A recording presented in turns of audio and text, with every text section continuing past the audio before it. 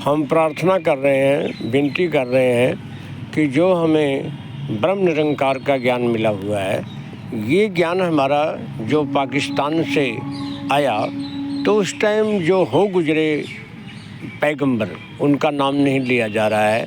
चाहे वो बाबा कान सिंह, चाहे वो रत्ता सिंह, चाहे वो हरा सिंह, चाहे वो जो भी हैं, मतलब उनका नाम नहीं लिया जा रहा है। कारण क्या है कि जो जड़ है वो जड़ से हमें ये ब्रह्म का ज्ञान हुआ है और वो जड़ से हम बात नहीं कर रहे हैं। तो इसलिए आगे हम जो इस प्रकार से पैगंबर आए, उन्होंने बोल दिया, चलते चलते ज्ञान दिया और कहने लगे देखो भाई, तुम अपने पिता को जानते हो, नहीं जानते हैं, तुम मरकर कहाँ जाओगे, उन्हें नहीं पता। इस प्रकार की बात कहकर उनको समझा दिया और ज्ञान समझ में आ गया। उसके बाद जितने भी हम वहाँ पर रहे हैं, चाहे अभी भी 70 जो भी है वहाँ पर, तो वहाँ पर कोई ज़मीन जायदाद किसी की नहीं थी। और वहाँ से जैसे भी हमको ये ज्ञान समझ में आया कि नहीं आया, हिंदुस्तान में आने के बाद हमने सोचा अब क्या काम किया जाए। अब यहाँ पर कोई मूंगफली, कोई गोलगप्पे बेच रहा है, कोई कुछ कर रहा है, कोई कुछ कर रहा है। मतलब ये है भी किसी भी तरीके से अपना पेट पालने का सवाल था। तो वहाँ पर जब दिमाग में आया तो इसका भूमिका बनाया गया। जैसे ब्रह्म ने ये मतलब जो है धरती, अग्नि, पानी, वायु, जीव, आकाश जो बनाया है, वो इसलिए जो जीव संसार में आएगा, शरीर में आएगा, उसको खाने पीने के मतलब जो पदार्थ को भी मतलब उपलब्ध तो होंगे, इसलिए ये बनाया है। तो इसके बाद मतलब हमें इससे कोई ताल्लुकात नहीं है। जो हमारी मतलब दो तली हिल रही है, वो दो तली हिलने से भी हमारा कोई इतना ध्यान नहीं जुड़ेगा। तली को हटा कर देखें हम क्या हिल रहा है, जो खाली बताते हैं। तो खाली क्या है? खाली ही रब है, खाली नहीं है, भरपूर है। और ये हर जगह सर्वव्यापी भी कहते हैं, अंतर्जामी भी कहते हैं। तो यही निर्गुण है, यही निर्गुण है, तो इसका कोई आकार नहीं है। तो इस निर्गुण से ही सारे आकार आए हुए हैं। ये ज्ञान समझने की जरूरत है, ज्ञान समझ में आ जाए। यहाँ पर कोई कहानी काम नहीं करेगी, खुस्सा, कोई चुटकुला, कोई किसी भी तरह की मतलब भूमिका बनाकर किसी को हम बताएं तो वो बात नहीं बनेगी। फिर हम ब्रह्म में लीन भी नहीं हो पाएंगे। इस तरह हमारे जो मतलब जो भी मन ज्योत की भटकन है वो लगी रहेगी और जलती रहेगी। और मैं अपनी बात करूँगा, अगर हम पैगंबर के करीब होकर के पूछे कि आप बताइए आप क्या कर रहे हैं, बोले हम सिमरन कर रहे हैं। तो कैसे कर रहे हैं? बोले तो ही कर रहे हैं। हम कभी हम निकाल कर रहे हैं, बिल्कुल ठीक कर रहे हैं। तो हमने ये और भी क्वेश्चन किया, सिमरन क्या है? सिमरन महामंत्र है, ये कैसे करना चाहिए? सब निर्णय निकला।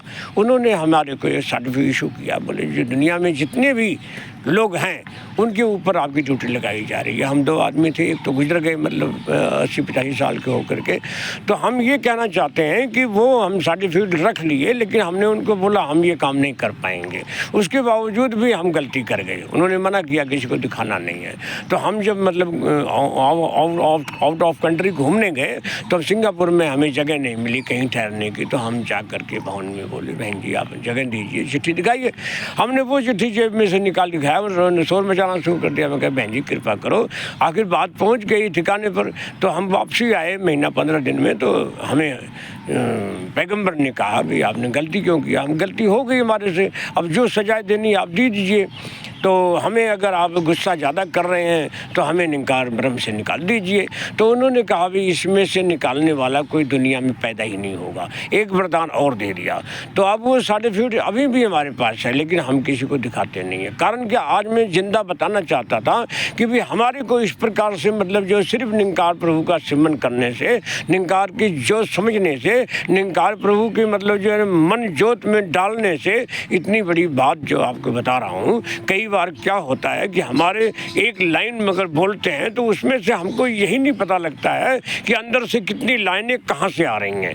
वो निर्गुण निरंकार से हमारी बात हो रही है, ब्रह्म से हमारी बात हो रही है। हम आनंदित हैं और इस प्रकार से हम चाहते हैं कि हम कभी भी भीख मांगने का प्रयास न करें। कोई रिक्शे पर मांग रहा है, कोई गाड़ी में बैठकर मांग रहा है, कोई पैदल मांग रहा है, भीख तो सभी मांग रहे हैं। तो भीख मांगने से कभी बात बनती नहीं है। वो हमारे हमारे मन की और तृष्णा बढ़ती चली जाती है और परेशानी बढ़ती चली जाती है।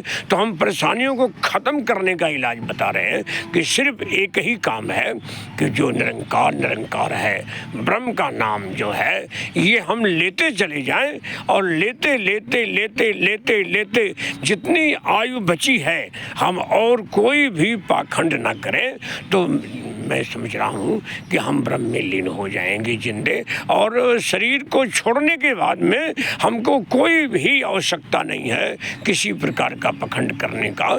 तो ये सब जितनी बातें हैं जब ख़त्म हो जाएंगी, तो मैंने पहले भी वीडियो में बताया हुआ है कि तृष्णा चली जाएगी, जो इंद्रियां हैं वो जलकर राख हो जाएंगी, लोभ भी जलकर राख हो जाएगा, हम मिट्टी में मिल जाएंगे, जिंदे मिट्टी में मिल जाएंगे। मिट्टी तो है, मिट्टी में मिल जाएंगे, लेकिन हमारी मन ज्योत है वो आज भी ब्रह्म में लीन है। और जब मिट्टी मिट्टी में मिल गई तब भी ब्रह्म में लीन है। यही तमन्ना है, यही तमन्ना है कि जल्द से जल्द इस काम को किया जाए। ये जो ब्रह्मांड है यही हमारा भवन है।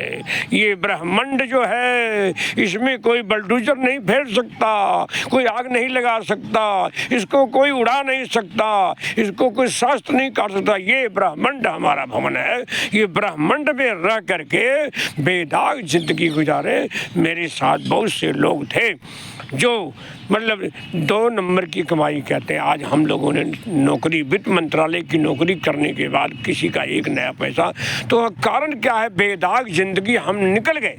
और जो हमारे साथ में बहुत से लोग रिटायरमेंट किए गए, जो कि चाहे 300 बेड का अस्पताल खोला हुआ है, और उनको भी ब्रह्म का ज्ञान होने के बावजूद भी सच्चाई को हम सामने रख देते हैं। शॉर्ट हैंड में बात करना चाहता हूँ। एक हमारे ब्रह्म ऋषि अपने घर में बैठे, सिर पर हाथ रखे। मैं कहा, पापा जी आपको क्या प्रॉब्लम है? बोले, बेटा प्रॉब्लम तो यही है कि हमारी बेटी कृष्ण के साथ अपनी शादी करवा लिया। तो मैं, आप ब्रह्म ऋषि हैं, आपको इतना सोचने की क्या जरूरत है? क्यों इन चक्रों में पड़े हैं? जब हम कह रहे हैं कि विभाजित किया है, अंतरी मंत्री संतरी UN के प्रधान लोगों ने भी विभाजित किया है। ब्रह्म ने, निर्गुण निरंकार ने किसी को विभाजित नहीं किया है।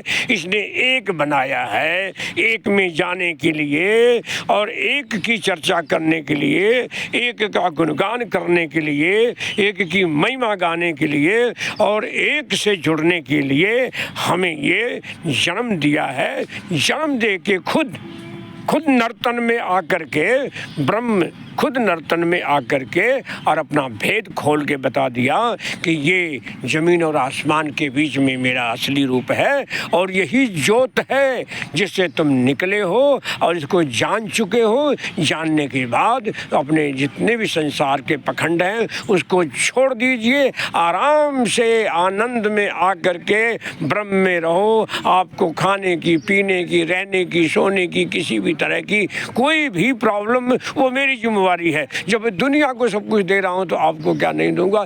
इसलिए आज मैं हाथ जोड़ करके प्रार्थना कर रहा हूं कि कभी भी किसी भी तरह का पाखंड करके अगर हम कहें कि हम ब्रह्म में लीन हो जाएंगे, नहीं होंगे, नहीं होंगे, नहीं होंगे, नहीं होंगे।